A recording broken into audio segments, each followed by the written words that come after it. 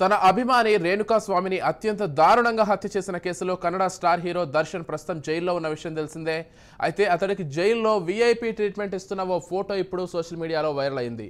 Viral అవుతున్న ఈ ఫోటోలో జైలు పరిసరాల్లో ఓ చేతిలో కాఫీ కప్, మరో చేతిలో సిగరెట్ పట్టుకుని తాగుతూ కనిపించాడు.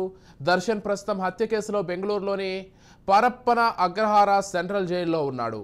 అతనితో పాటు కొంతమంది రౌడీ షీటర్లు, ఖైదీలు కూడా కుర్చీలో కూర్చొని ఉండటం ఈ ఫోటోలో కనిపిస్తోంది.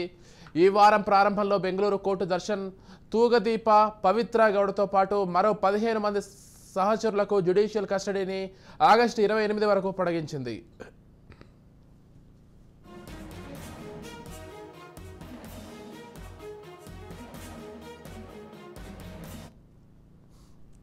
జైల్లో ఉన్న దర్శన్కి వీఐపీ సౌకర్యాలు కల్పించడంపై విమర్శలు వెల్లువెత్తుతున్నాయి.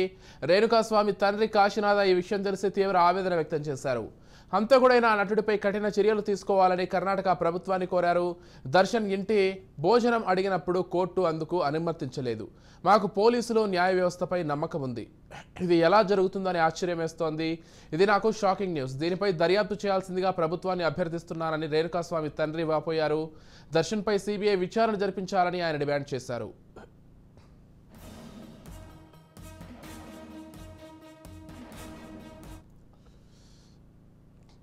జూన్లో దర్శన్ తన అభిమాని రేణుకాస్వామి హత్య కేసులో అరెస్ట్ అయ్యారు. దర్శన్ పవిత్ర గౌడతో సహజీవనం చేయడంపై అతను అనుచిత వ్యాఖ్యలు చేశాడనే కోపంతో హత్య జరిగినట్లు తెలుస్తోంది. చిత్రదుర్గకు చెందిన రేణుకాస్వామిని కిడ్నాప్ చేసి బెంగళూరు తీసుకువచ్చి దారుణంగా కొట్టి చంపారు. జూన్ 9న బెంగళూరులో ఓ ఫ్లైఓవర్ సమీపంలో రేణుకాస్వామి మృతదేహం లభ్యమైంది. పోస్టుమార్టం నివేదికలో బాధితుడికి షాక్ ఇచ్చారని, తీవ్రంగా దాడి చేయడంతో రక్తస్రావమైందని, అతడి శరీరంపై అనేక గాయాలున్నాయని తేలింది.